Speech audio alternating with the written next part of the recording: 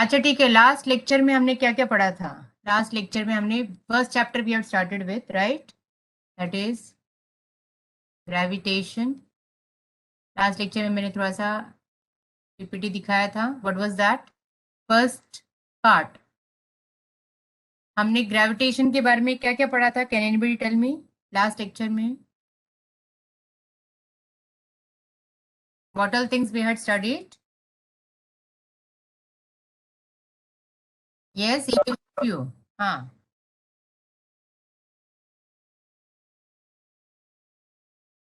Yes, Darshan ने reply किया है, इट्स द वीकेस्ट फोर्स। मतलब वी हैव स्टडीड अबाउट, हमने पढ़ा था टाइप्स ऑफ फोर्सेस, राइट? ये हमने स्टडी किया था, राइट? फर्स्ट में इसमें अलग अलग था। तो ग्रेविटेशनल फोर्स के बारे में पढ़ा था हमने। Gravitational force,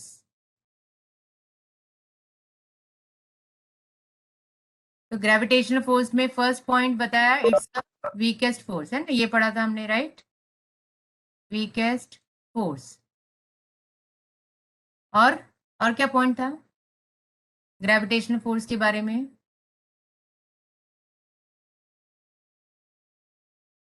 long range, yes Divisha, long range force, correct,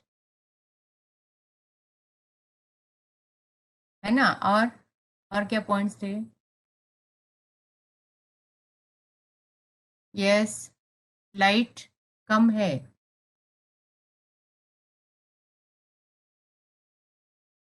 कैमरे पे जस्ट अ मिनट, अभी क्लियर है?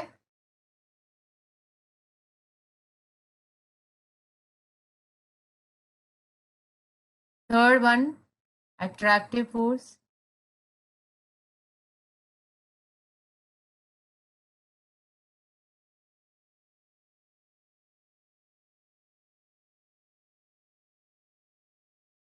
Now is it proper?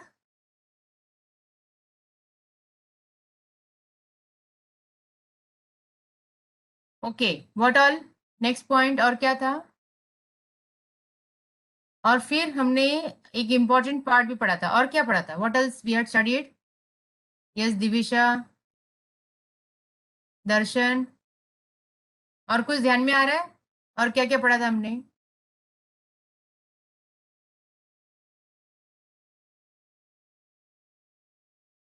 Formula for gravitation पढ़ा था।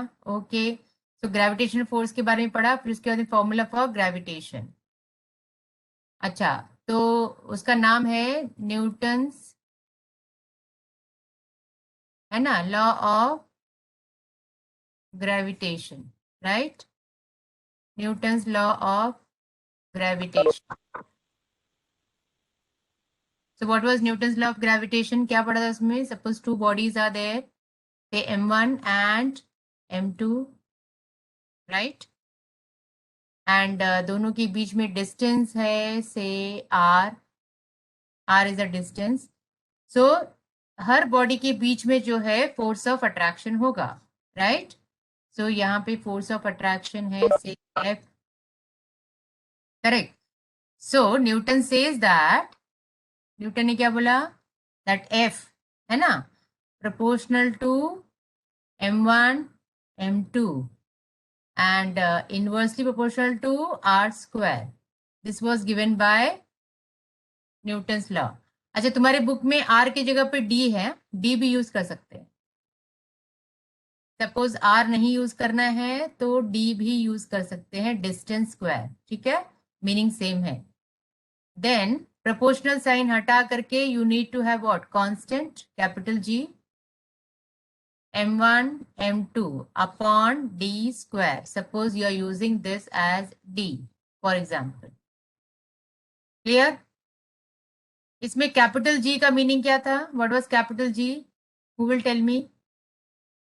कैपिटल 6.67 हाँ, into 10 raised to minus 11, like minus 11. Correct correct. और यूनिट क्या बन जाएगा? मैंने बताया था जी छोड़ के बाकी सब उधर लेके जाना है। तो जी का फॉर्मूला क्या हो रहा है हमारे पास? एफ डी स्क्वायर, है ना, upon m1 m2, correct, m1 m2. तो unit will be what, newton, F newton, distance metre square, upon masses है ना, दो मासेस है तो केजी स्क्वायर. तो यहाँ पे आ जाएगा न्यूटन मीटर स्क्वायर पर KG square. Is it clear?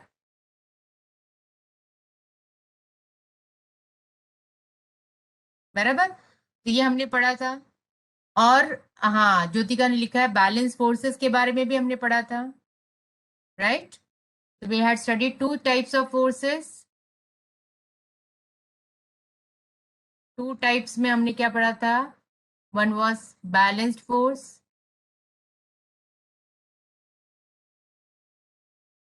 Balanced force. और दूसरा था अनबैलेंस्ड फोर्स. ये सब कॉन्सेप्ट तुम लोगों को मालूम होना चाहिए. अनबैलेंस्ड फोर्स क्या मीनिंग है उसमें? सबका मीनिंग क्या था, बैलेंस्ड फोर्स और अनबैलेंस्ड फोर्स?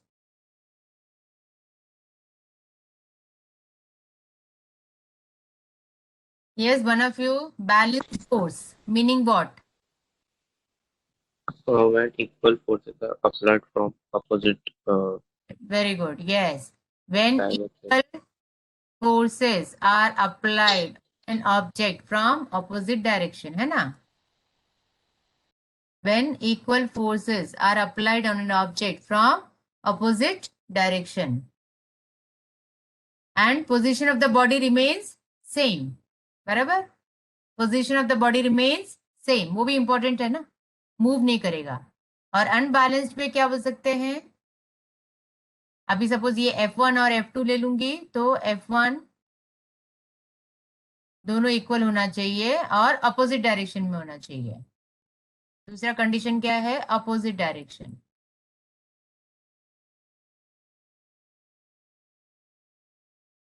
अनबैलेंस्ड फोर्सेस में जो फोर्सेस अप्लाई करेंगे तो F1 इधर लगाया, इधर F2 लगाया, इसमें से कोई भी एक जो है ना ग्रेटर होगा. अगर F1 ग्रेटर देन F2 है तो बॉडी कौन से डायरेक्शन में जाएगा? F1 डायरेक्शन में. बराबर है ना? Body moves in F1 direction.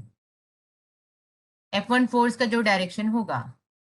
अगर F2 ग्रेटर है then F1 so of course in F2 direction में जाएगा बॉडी.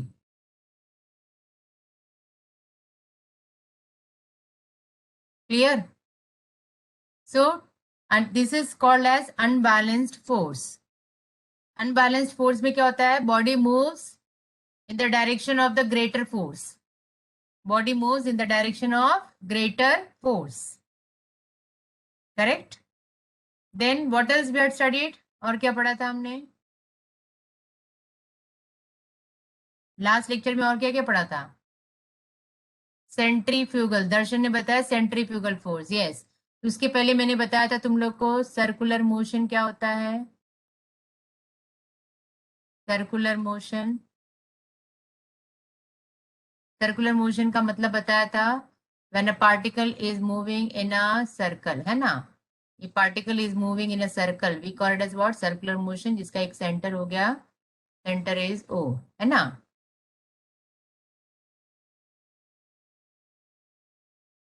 ये सेंटर हो गया ओ.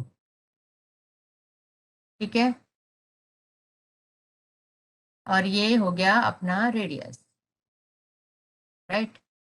सो ये सर्कुलर मोशन हो गया. देन फिर हमने एक और टर्म नया वाला पढ़ा था, that body revolves in a circular motion. फिर हमने पढ़ा था यूनिफॉर्म सर्कुलर मोशन. बताया था ना ये वाला part. Yes. Yes. Short form क्या था इसका, याद है? UCM. याद आया? UCM, uniform circular motion. Uniform का वर्ड का मतलब क्या था इसमें? Uniform meaning Same. Motion. Same. In this case same क्या है? सेम स्पीड, है ना। हमारे केस में क्या है, सर्कुलर मोशन में घूम रहा है, अगर मोशन है तो मतलब स्पीड सेम होना चाहिए ना, ठीक है। So when a body is moving in a circular motion with same speed, या तो सेम स्पीड बोलो या तो कांस्टेंट स्पीड,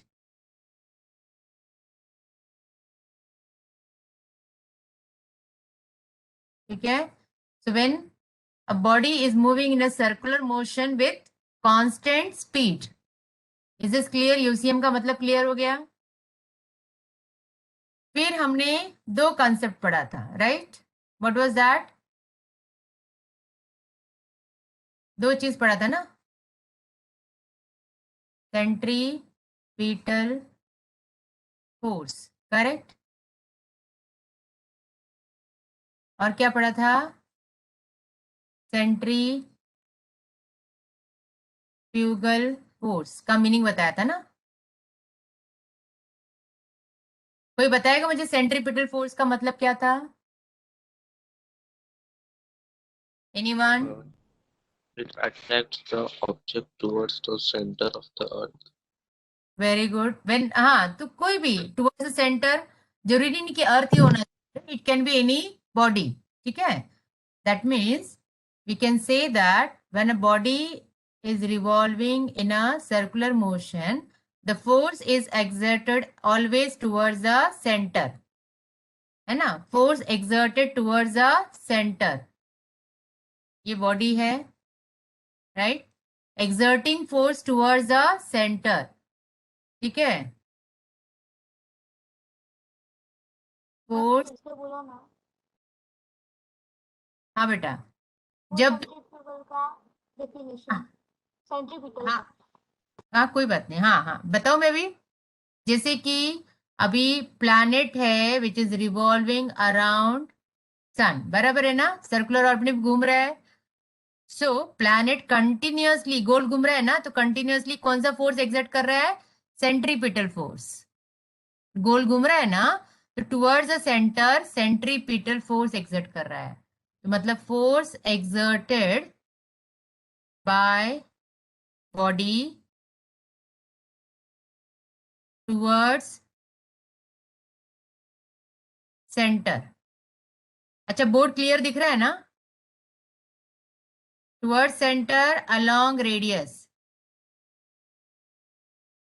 मतलब रेडियस के स्ट्रेट जाएगा, ठीक है, towards centre along radius. Force exerted by body towards center along radius. Is this clear now to everyone? Understood this point? Yes ma'am क्या क्या एग्जांपल्स है? बहुत सारे एग्जांपल्स है, जैसे प्लैनेट रिवॉल्विंग अराउंड सन, बराबर है ना, मून सैटेलाइट रिवॉल्विंग अराउंड अर्थ, इलेक्ट्रॉन्स रिवॉल्विंग अराउंड न्यूक्लियस, ठीक है।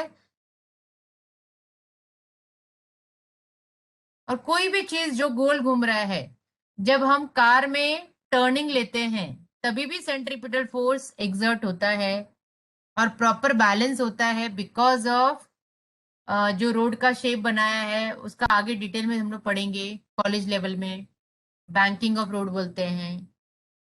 इसीलिए टर्निंग वगैरह होता है ना, तुमने देखा है कि नहीं देखा है, जहाँ पे टर्निंग होता है, कर्व्ड रोड होता है ना, वहां पे रोड थोड़ा सा साइड में ऊंचा होता है। Did you observe any time? Highways पे देखते हैं, रेसिंग ऑफ द कार देखा है तुमने, racing of the car? Yes,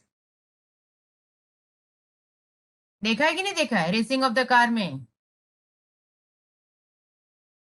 road ऐसे होते हैं थोड़े से, ये ऊंचे ऊंचे लेवल पे होते हैं, ये हायर लेवल पे होते हैं। इसको बैंकिंग बोलते हैं। क्यों करते हैं? सेंट्रीपिटल फोर्स प्रोवाइड करने के लिए, नहीं तो क्या हो जाएगा मालूम है, कार टॉपल हो जाएगा, पलटी हो जाएगा।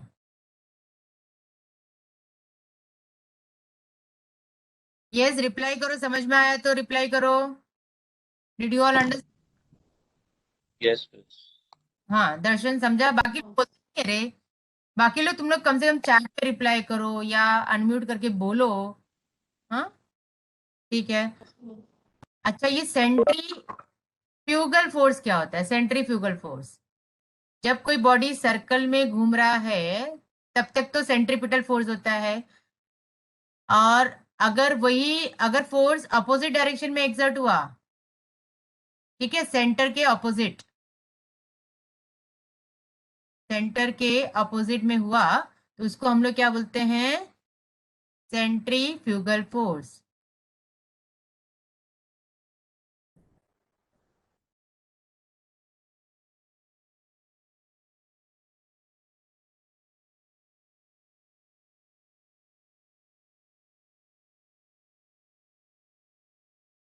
जाने दो, ठीक है। So the force which is acting away from the centre, the force which is exerted by the body away from the center, ठीक है, force exerted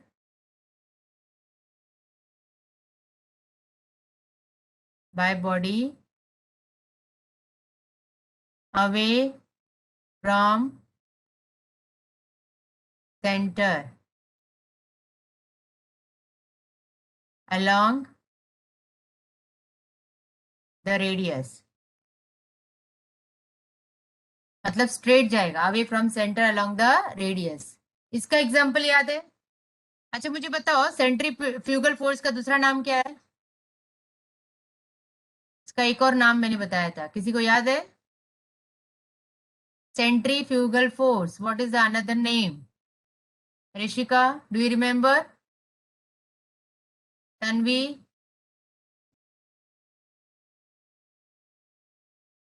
किसी को भी याद है कि नहीं याद है? नहीं याद है? SIDO force. क्या बोलते हैं इसको? SIDO force.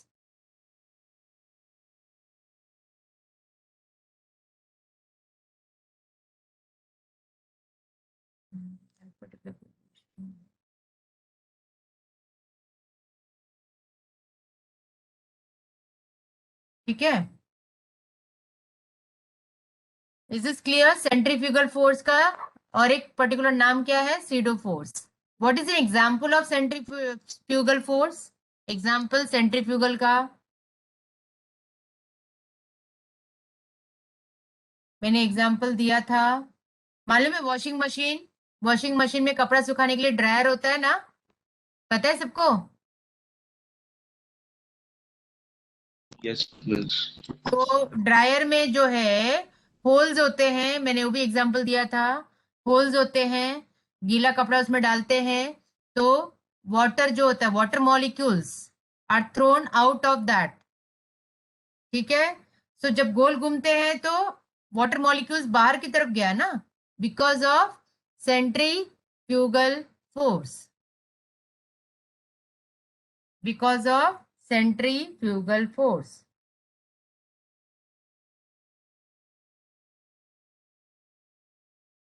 ठीक है। और भी मैंने एग्जांपल दिया था कि सपोज थ्रेड में एक पत्थर बांध करके गोल घुमाओ और थ्रेड छूट जाएगा, तो पत्थर कहाँ पे जाएगा? बाहर की तरफ जाएगा, है ना। रोटेटिंग टेबल पे कॉइन रख दो सेंटर में, रोटेट करो टेबल को तो कॉइन उड़ के बाहर की तरफ जाएगा, बिकॉज ऑफ सेंट्रीफ्यूगल फोर्स। वही चीज जो है, जब हम टर्न लेते हैं, कार में बैठे हैं, टर्न लेते हैं तो भी एक्सर्ट, हमको फील होता है, we go on the other side, ठीक है। तो ये कंसेप्ट क्लियर हो गया सबको, centripetal force and centrifugal force. और भी है इसमें points,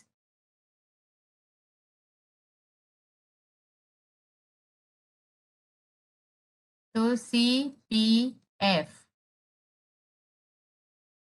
and C F F, that is centrifugal force, correct. तो हमने फर्स्ट तो डेफिनेशन पढ़ लिया, इसमें क्या होता है? टुवर्ड्स द सेंटर होता है,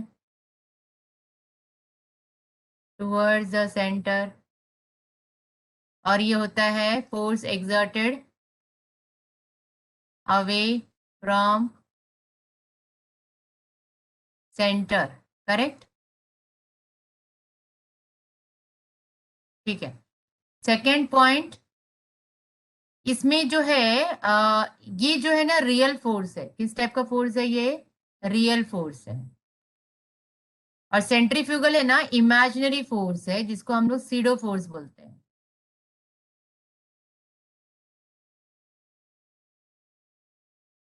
क्लियर हुआ? ठीक है। और एक चीज है इसमें, अगर रियल फोर्स है तो न्यूटन लॉज अप्लीकेबल होता है। न्यूटन ने जो एक्सप्लेन किया था सब रियल फोर्स के लिए बोला था, तो Newton law is applicable, Newton laws of motion.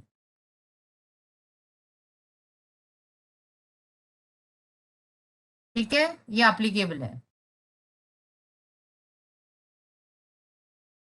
लेकिन इसमें जो है नॉट अप्लीकेबल, क्योंकि इमेजिनरी फोर्स के लिए न्यूटन ने नहीं दिया था loss.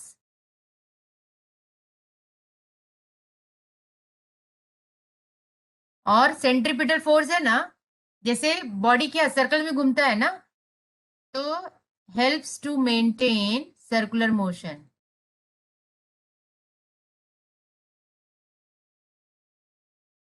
Helps to maintain circular motion. ठीक है। और ये वाला जो है सेंट्रीफ्यूगल में क्या होता है, अवे जाता है ना, तो does not help, does not help to maintain circular motion. Is this clear now? अभी एग्जाम्पल समझ में, अभी इसमें एग्जाम्पल क्या देंगे? सैटेलाइट,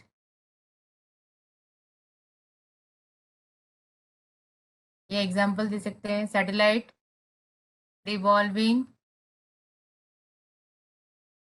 अराउंड अर्थ। बराबर। इसमें एग्जाम्पल क्या दे सकते हैं?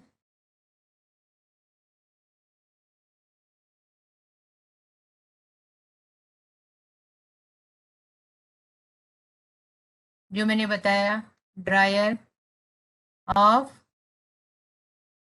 Washing machine.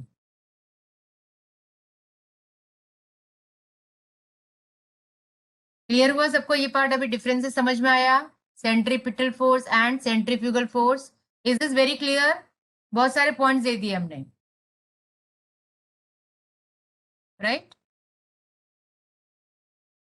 और भी कुछ पढ़ा था हमने लास्ट लेक्चर में? Anything else? Contact force, non contact force भी देखा था ना?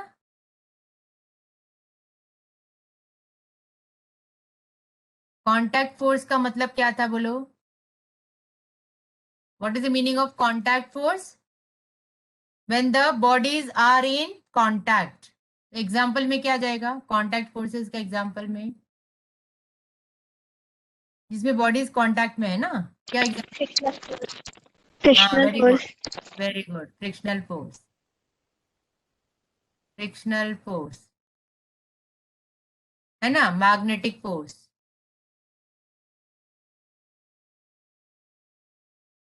अच्छा, इसमें अभी जो मैग्नेटिक में एकदम कांटेक्ट में, हाँ, जब ये अट्रैक्टिव फोर्स होता है तो एकदम कांटेक्ट में आ जाता है, नहीं आता है तो दूर होता है, तो we will is right. Okay, frictional force. अच्छा, नॉन कांटेक्ट फोर्सेस में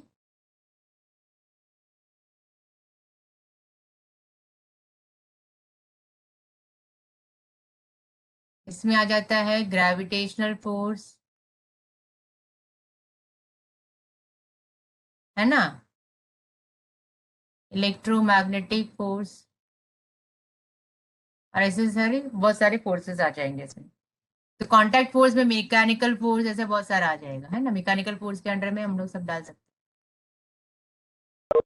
हैं, फोर्स एंड ऑल, राइट? तो ये हो गया कांटेक्ट फोर्सेस का and non contact forces, right? अभी जो हम लोग पढ़ने वाले हैं वो है केपलर्स लॉस, केपलर्स लॉस। अच्छा, तुम लोग को पावर पॉइंट प्रेजेंटेशन दिखाया तो ज्यादा अच्छा लगता है कि बोर्ड पे लिखा तो ज्यादा अच्छा लगता है? यस,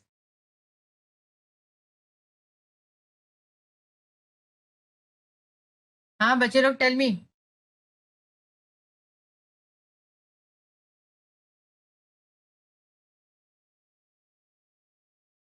हाँ बोलो, कौन सा मेथड ज्यादा बेटर लगता है for understanding? Both works? Darshan ने बोला है दोनों भी चलेगा। ओके, तो बीच बीच में मैं वैसा भी करूंगी और ये भी दिखाएंगे, ठीक है? चलेगा?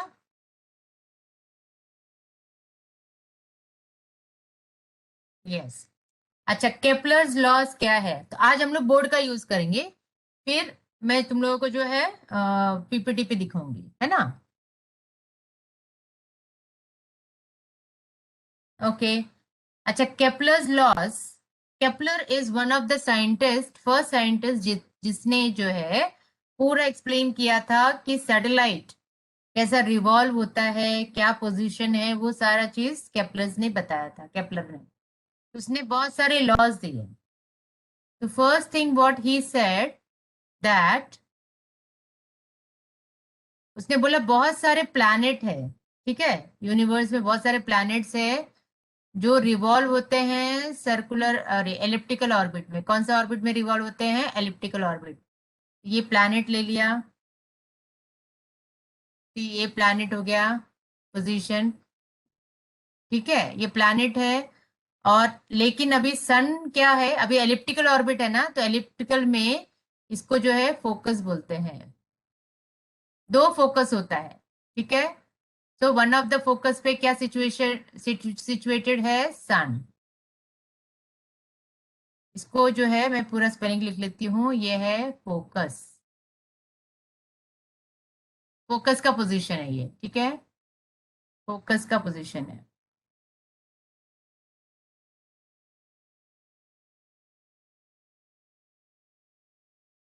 ठीक है। सो केपलर्स ने फर्स्ट थिंग यही बोला कि जो प्लैनेट है that revolves in a circular orbit, planet revolves in a circular, sorry, planet revolves in an elliptical orbit, elliptical orbit,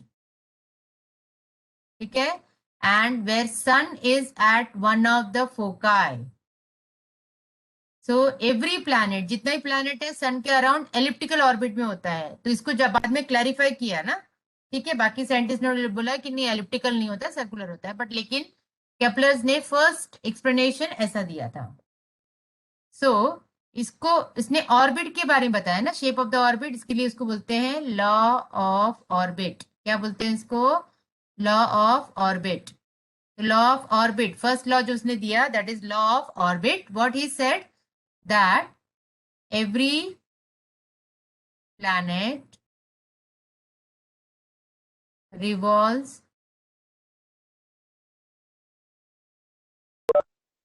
around the sun in an elliptical orbit. Elliptical orbit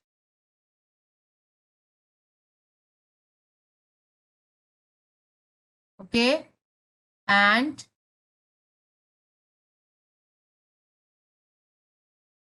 the sun is at one of the foci. Foci मतलब क्या होता है? ये plural form है focus का, ठीक है। Focus जो है सिंगुलर है,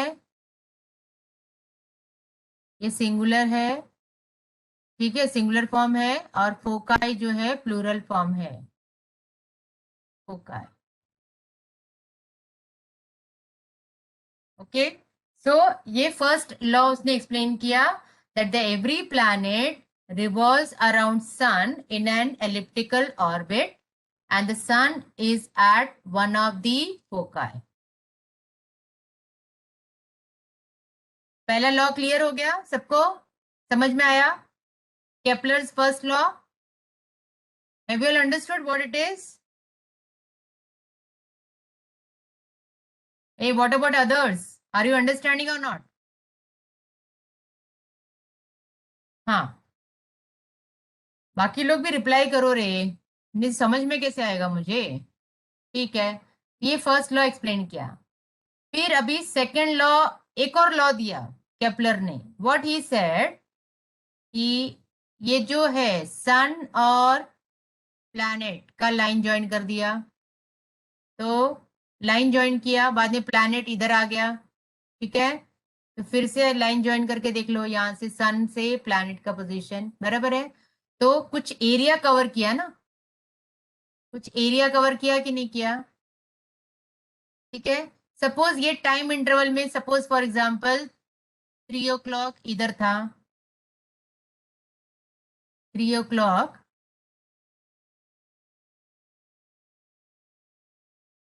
अच्छा चलो 3 AM बोल देती हूँ, यहाँ पे था, ठीक है, और 4 AM को यहाँ पे पहुंचा।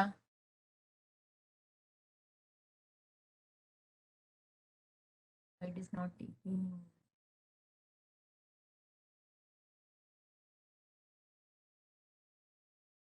ठीक है, सो 1 hour के इंटरवल में इतना एरिया कवर किया उसने। सपोज यही प्लैनेट यहाँ पे अगर आ गया, क्योंकि शेप तो एलिप्टिकल है ना, और यहाँ पे आ गया, से जो भी है, से 7 AM को यहाँ पे आया, 8 AM को यहाँ पे आ गया, ठीक है, सो अभी यहाँ पे भी लाइन ज्वाइनिंग कर लेंगे, लाइन ज्वाइन कर देते हैं, यहाँ पे भी एरिया कवर किया उसने। सो साइंटिस्ट ने क्या बोला कि जो area when the straight line joining sun and planet sweeps out equal area, उसने क्या बोला, ये जो एरिया है ना, ये इक्वल है in equal interval of time. यहाँ पे देखो 1 घंटे का डिफरेंस है, यहाँ पे भी 1 घंटे का डिफरेंस है, ठीक है, equal area will be covered in equal interval of time. Is this clear? समझा क्या मीनिंग है इसमें, कि जैसे 1 घंटे में जितना एरिया कवर किया बराबर, वो एरिया 1 घंटे में उतना एरिया कवर करेगा, चाहे पोजीशन कोई भी हो एलिप्टिकल ऑर्बिट में, वो उसने एक्सप्लेन किया। इसको फिर बोलते हैं लॉ ऑफ एरिया। दूसरा जो एक्सप्लेनेशन दिया वो क्या दिया है, लॉ ऑफ एरिया। तो लॉ ऑफ एरिया क्या है, law of area is the straight line joining, the straight line joining sun and planet sweeps out, sweeps out, sweeps out का मतलब क्या है, कवर करने का, ठीक है, sweeps out equal area in equal interval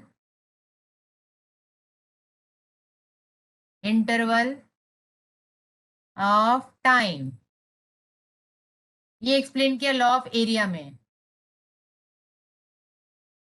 कुछ समझा मैंने क्या किया है यहाँ पे? Have you understood the explanation part? The straight line joining sun and planet sweeps out equal area in equal interval of time.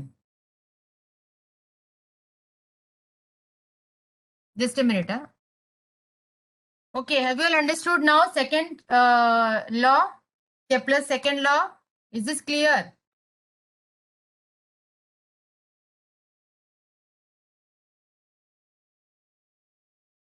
Yes, reply करो, second law समझ में आया कि नहीं आया?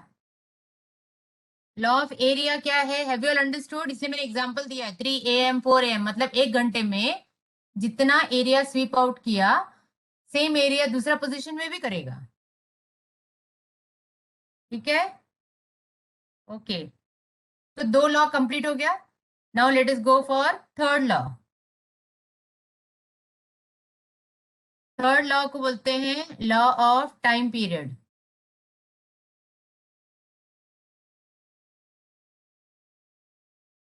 Law of time period. अच्छा, ये टाइम पीरियड का मतलब क्या होता है, पहले एक्सप्लेन कर लो, मुझे बताओ।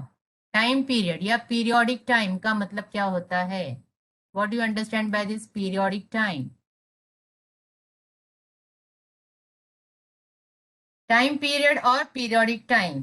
पीरियोडिक टाइम का मतलब होता है time taken to complete one rotation, या कोई भी चीज उसका पीरियोडिक टाइम होगा। जैसे फॉर एग्जांपल, जैसे स्टूडेंट्स, बच्चे अपने घर से एमएस में आ रहे हैं, बराबर है?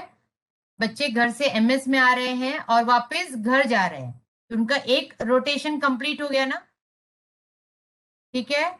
जहां से स्टार्ट किया वहीं पे एंड हुआ ना, तो एक रोटेशन कंप्लीट हो गया। तो उसके लिए जितना टाइम लगा उसको उसका पीरियोडिक टाइम बोलते हैं। हर एक बच्चे का पीरियोडिक टाइम डिफरेंट होगा, वही सेम लोकेशन से हर एक बच्चा अलग अलग टाइम पे रीच करेगा।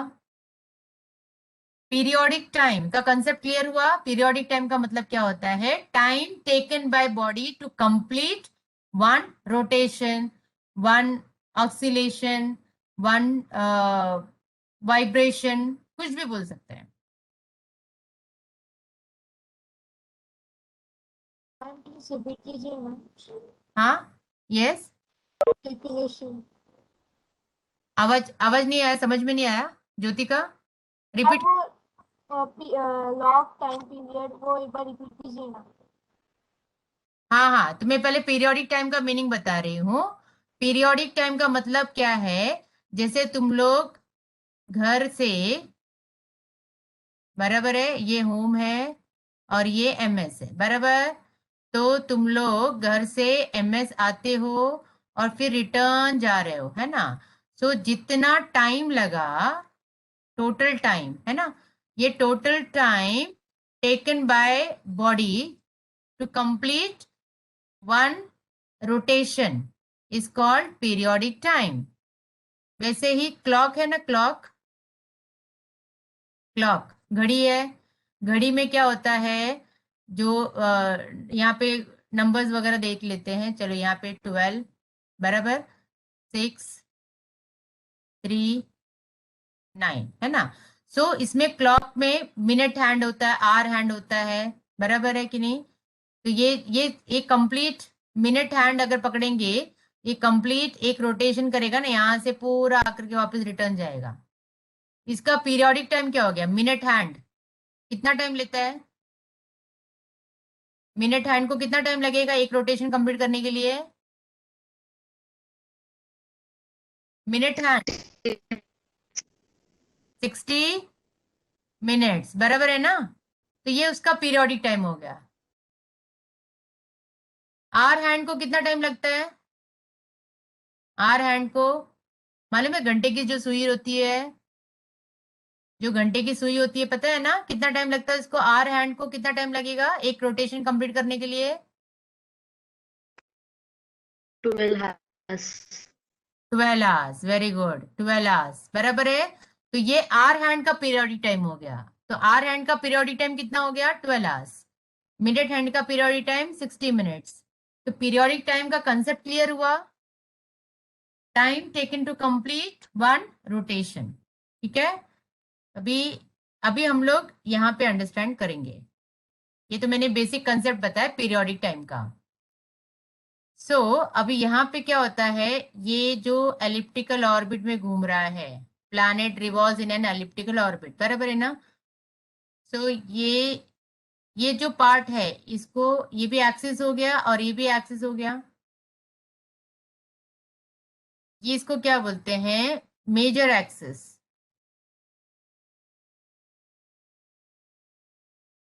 ये मेजर एक्सिस हो गया। और ये वाला जो पार्ट है ना, जैसे इसको ए बी नाम दे देते हैं, ए बी क्या हो गया? Major axis. सी डी क्या है? माइनर एक्सिस, माइनर एक्सिस, ठीक है? सो प्लैनेट सन का पोजीशन इधर था ना हमारा, सन, बराबर? और प्लैनेट्स रिवॉल्व हो रहे हैं ऐसे, प्लैनेट्स यहाँ से ऐसे रिवॉल्व हो रहे हैं।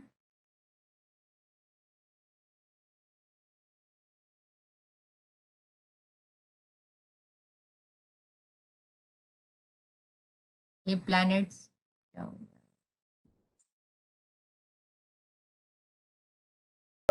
प्लैनेट्स है बराबर. So the periodic time, square of the periodic time, ठीक है. ये प्लैनेट को एक पूरा रोटेशन कंप्लीट करने के लिए कितना टाइम लगेगा? पीरियोडिक टाइम लगेगा ना, इसको पीरियोडिक टाइम बोलते हैं बराबर है. तो square of the periodic time proportional to, तो ये जो पार्ट है ये डिस्टेंस को ले लेते हैं आर, इसको हम बोलते हैं, हाँ, तो proportional to are cube, proportional to what? R cube. इसमें आर को क्या बोलेंगे हम लोग? आर को सेमी मेजर एक्सिस, आधा है ना, सेमी मेजर एक्सिस.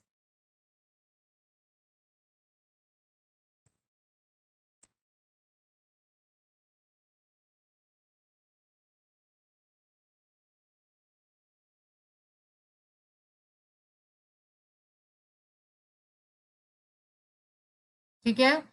सो तुम्हारी बुक में इतना एक्सप्लेनेशन नहीं दिया हुआ है, बट यहाँ पे R cube you can take it as what? Distance between sun and planet का डिस्टेंस ले सकते हैं. ठीक है, इसको बेसिकली बोलते हैं सेमी मेजर एक्सिस, लेकिन ये फॉर्मूला तुम लोग ध्यान में रखो, e square proportional to are cube. ये है law of time period. So law of time period क्या है?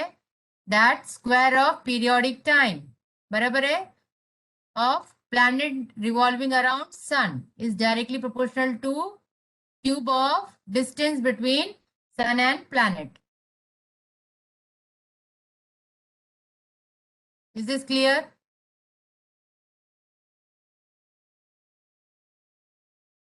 ये थर्ड वाला लॉ समझ में आया सबको? लॉ ऑफ टाइम पीरियड का फॉर्मूला समझ में आया क्या है? Square of time proportional to cube of distance between sun and planet. मतलब तुम लोगों को ये डिस्टेंस एक्चुअली वो दैट कीप्स ऑन चेंजिंग, उसको सेमी मेजर एक्सिस बोलते हैं, बट तुम्हारे बुक में शॉर्ट में छोटा सा दिया हुआ है, वो ज्यादा इलाबरेट नहीं किया है. सो 3 laws we have studied, correct? Kepler's 3 laws.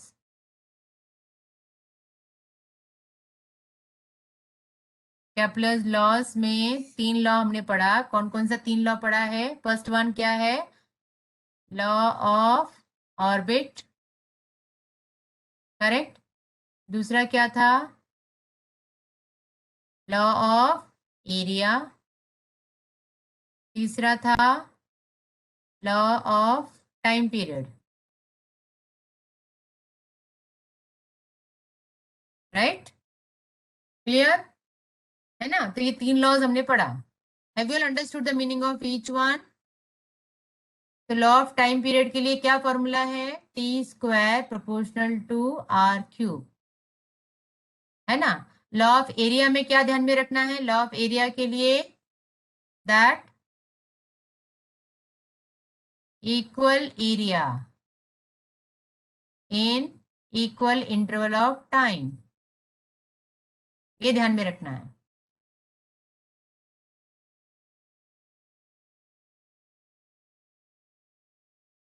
ठीक है. और लॉ ऑफ ऑर्बिट में क्या ध्यान में रखना है? That planet revolves around sun in an elliptical orbit where sun is at one of the foci, या sun is at focus.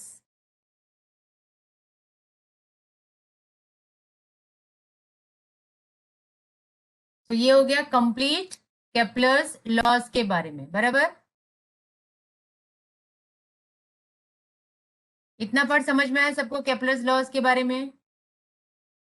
So t square upon r cube लेंगे तो ये हो जाएगा कांस्टेंट, बिकॉज प्रोपोर्शनल है तो कांस्टेंट आना चाहिए.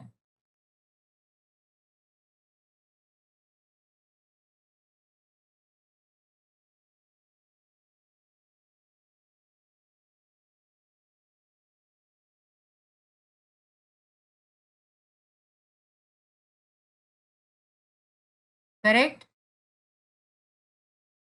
हो गया सबको समझ में आया इतना पार्ट?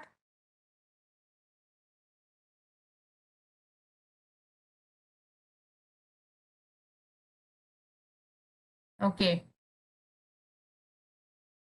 अभी जो सेंट्रीपिटल फोर्स है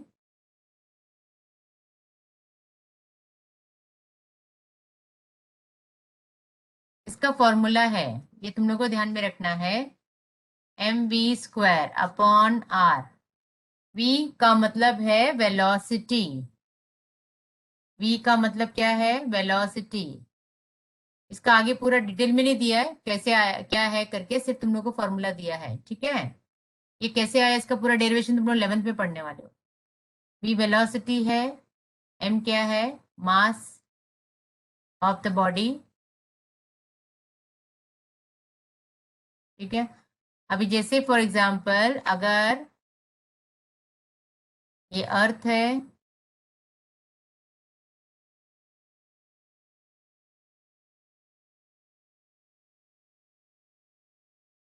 ठीक है, and this is a satellite revolving,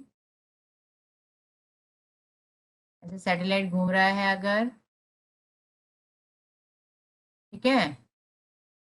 सो ये जो है, ये अर्थ का मास कैपिटल एम लेते हैं, इसको स्मॉल एम लेते हैं, है ना। और ये है distance, radius of the orbit, small R. और अर्थ का जो है रेडियस क्या है, कैपिटल आर। फर्क मालूम पड़ रहा है दोनों में। तो इसमें जो है स्मॉल आर का मतलब क्या हो गया, रेडियस, है ना, रेडियस पार्ट बोल सकते हैं ऑफ ऑर्बिट, या जो सर्कुलर मोशन है ना, ऑफ ऑर्बिट बोल सकते हैं,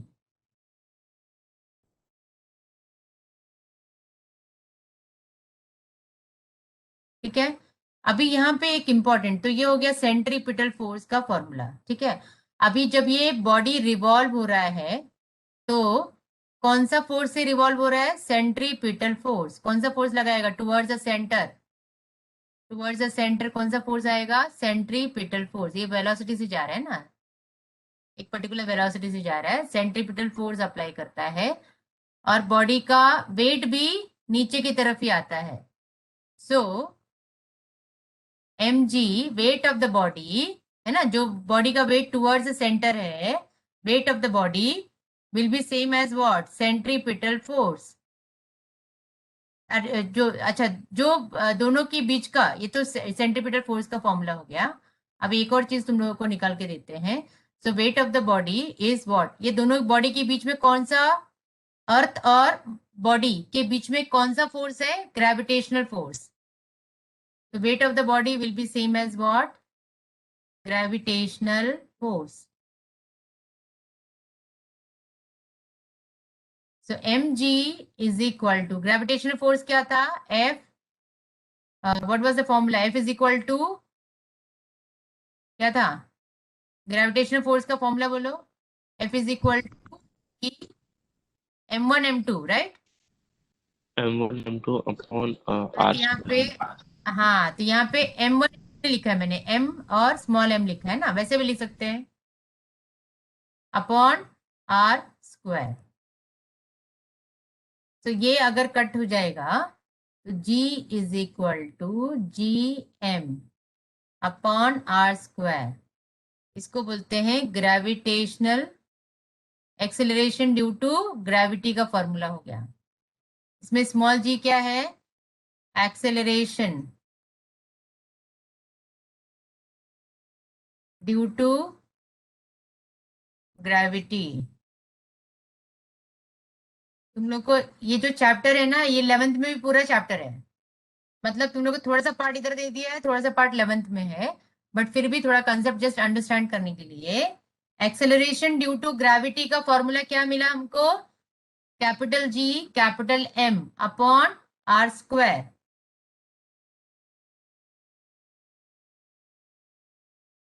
तो दो बॉडीज है, अर्थ और बॉडी जो सैटेलाइट है, दोनों के बीच में फोर्स है, ग्रेविटेशनल फोर्स, तो उसको हमने ये ले लिया।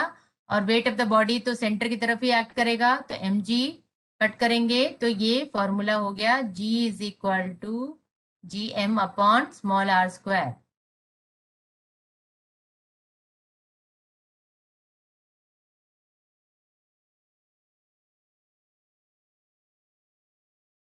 अगर suppose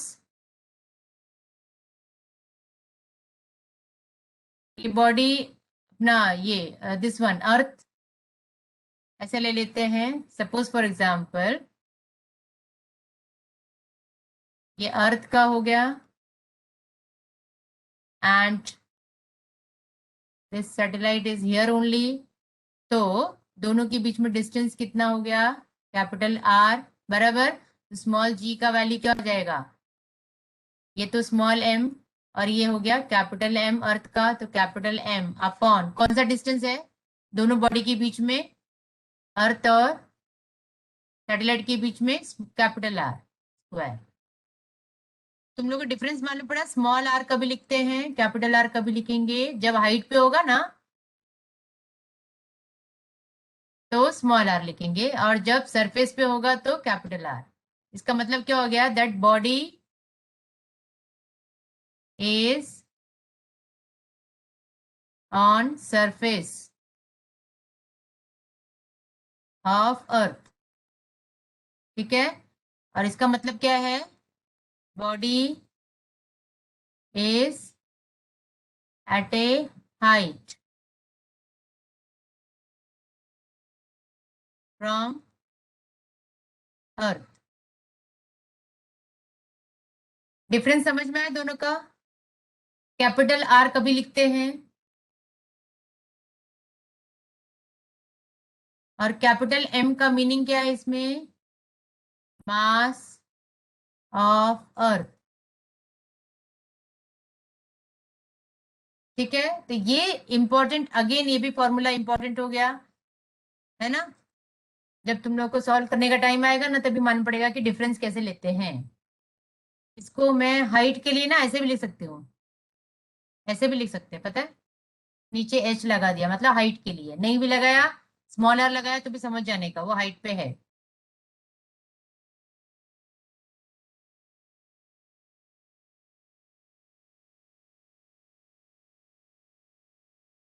clear?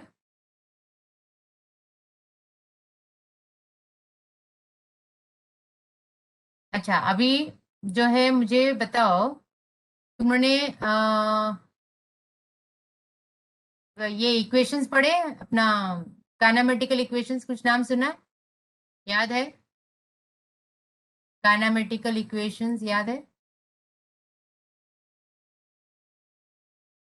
Yes, do you remember this? Kinematical क्या होता है, इक्वेशंस क्या है, पता है ये वाला फॉर्मूला?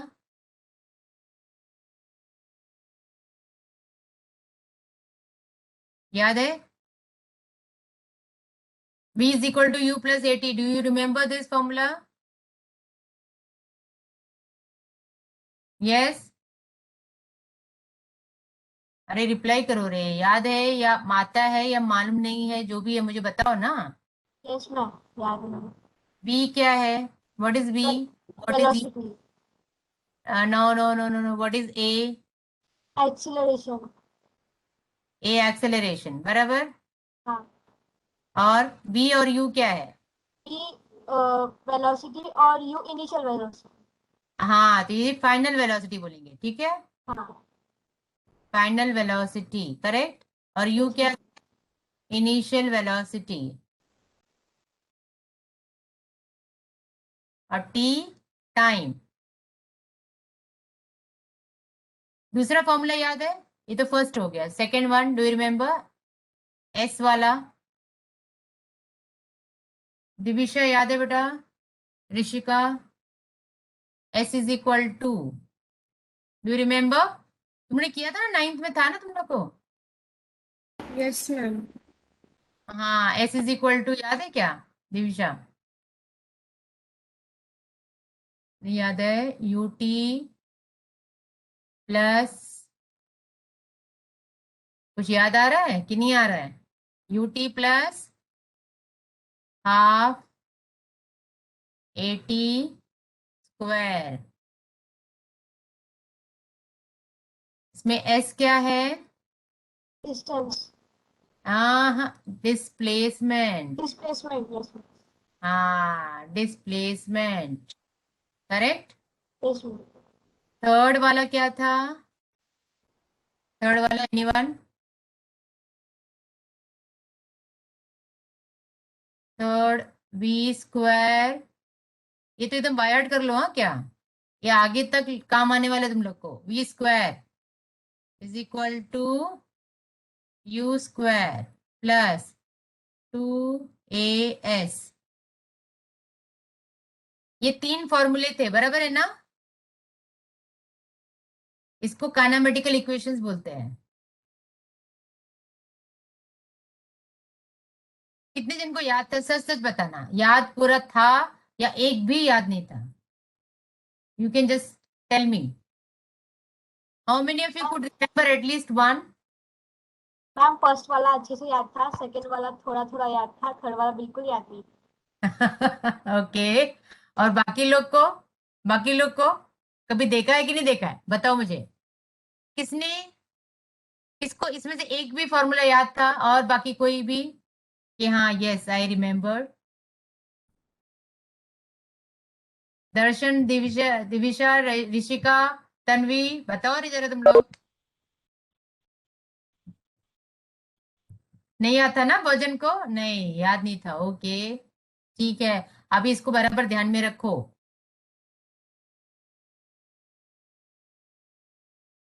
ओके ऋषिका, ठीक है कोई बात नहीं। अभी इसमें जो इम्पोर्टेंट क्या पता है, अगर सपोज बॉडी को ऊपर की तरफ फेंका, ठीक है, ऊपर की तरफ फेंका ना अगेंस्ट ग्रेविटी, तो ए की जगह पे हम लोग क्या लिखेंगे? -g। अगर बॉडी को ऊपर की तरफ फेंका तो अगेंस्ट ग्रेविटी जा रहा है ना, तो -g। अगर बॉडी को नीचे की तरफ फेंका, ठीक है, सो टुवर्ड्स ग्रेविटी है तो +g आएगा। ये पॉइंट अंडरस्टैंड कर लो। तो बॉडी को अगर ऊपर की तरफ फेंका तो ए की जगह पे क्या लिखेंगे हम लोग? -g। अंडरस्टूड?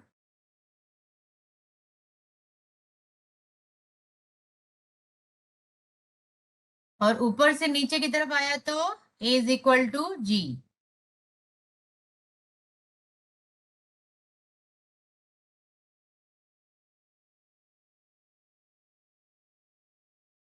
सो और s का मतलब क्या हो जाएगा? कितना हाइट पे फेंका? h। तो s की जगह पे क्या लिखेंगे? h, height. सब्स्टिट्यूशन समझ में आ रहा है सबको? क्या सब्स्टिट्यूट करना है? ठीक है, अगर बॉडी ऊपर की तरफ जा रहा है तो -g आना चाहिए, नीचे की तरफ आ रहा है तो g आना चाहिए। समझ में आया? Towards gravity. तुम लोग अगर लिफ्ट में हो, बराबर, लिफ्ट में जब खड़े रहते हो तो ऊपर की तरफ जाते हो तो ग्रेविटी इफेक्ट माइनस में रहता है, नीचे की तरफ आते हो तो प्लस में होता है। तो वो तो फॉर्मूला एनीवे डिराइव करेंगे, बट मीनिंग मैं बता रही हूँ जस्ट। तो नोट करके रख लो। सबने नोट कर रहे हो? तुम लोग लिख रहे हो कि नहीं? क्या क्या पॉइंट्स बताया वो? Yes. हाँ,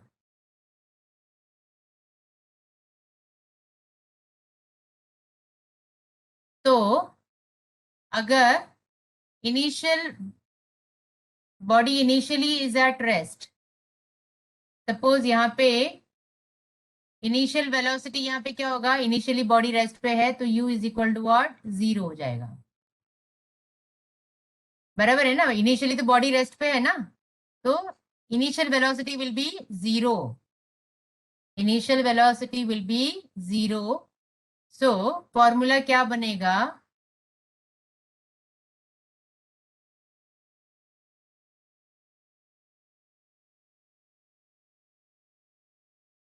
अब यहाँ पे डिपेंड करता है, इनिशियल जो भी दिया होगा क्वेश्चन में, इनिशियल वेलोसिटी दिया होगा, न्यूमेरिकल्स में जैसा दिया होगा ना वैसा हम लोग करेंगे। ठीक है, वॉट एवर इज गिवन। तो ऐसा भी हो सकता है कि जब बॉडी ऊपर जाएगा तो ऊपर रेस्ट पे हो जाएगा, सो फाइनल वेलोसिटी 0 हो जाएगा। तो जब बॉडी ऊपर की तरफ फेंकते हैं तो क्या क्या पॉइंट्स होंगे? तो इनिशियली कुछ है और फाइनली यहाँ पे 0 हो गया फॉर एग्जाम्पल। सो इसमें u इज इक्वल टू क्या आ जाएगा? माइनस GT, तो GT आ जाएगा, मतलब ये फॉर्मूला बन जाएगा। इनिशियल वेलोसिटी इसका निकाल सकते हैं, क्योंकि ये 0 हो जाएगा, 0 is equal to U minus